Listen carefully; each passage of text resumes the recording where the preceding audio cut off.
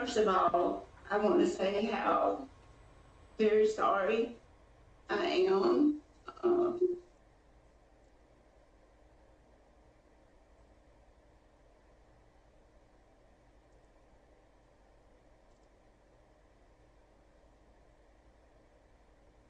It's okay, Susan. Just talk with us.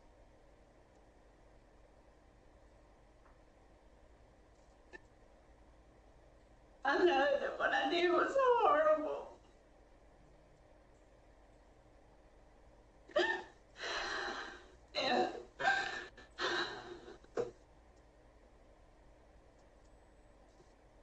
And I would give anything if I could go back and change it. And I love Michael and Alice with all my heart.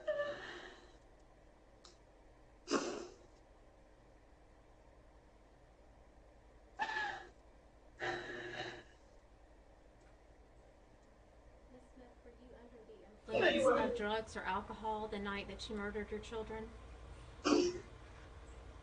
No, ma'am, I was not. Your attorney talked about working with mental health. Is that helpful to you? Ma'am, Mr. Thomas I hear you. Mr. Thomas talked about the fact that you were working with mental health, and my question is that helpful to you? Yes, ma'am. Is that something that you would be willing to continue with on the outside if you were granted parole?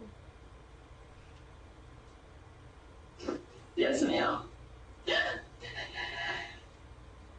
Ms. Smith, your crime took a lot of resources from the law enforcement community.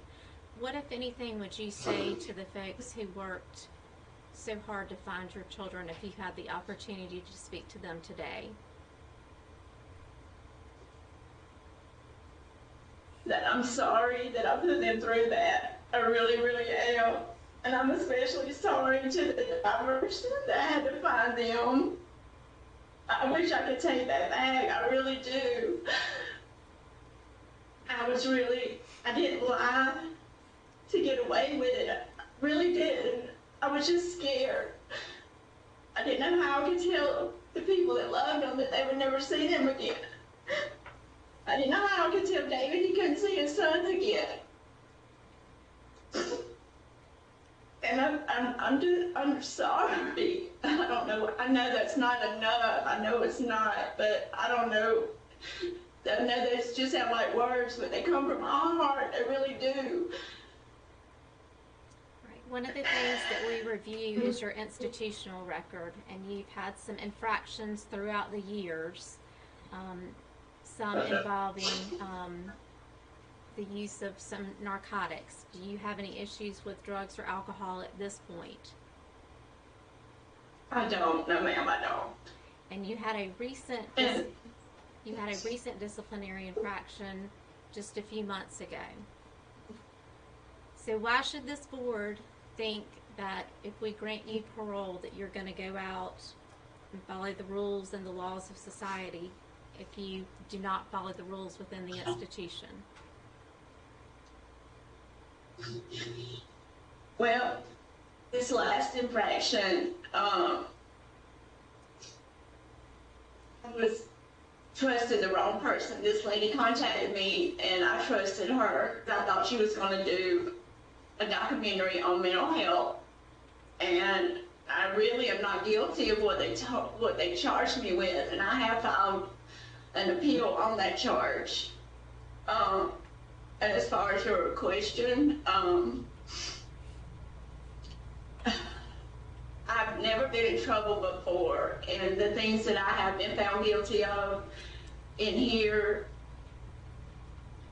have been just stupidity. I've just made, I know I made a lot of mistakes in here, and I have learned from them. And before this last infraction, it had been 10 years.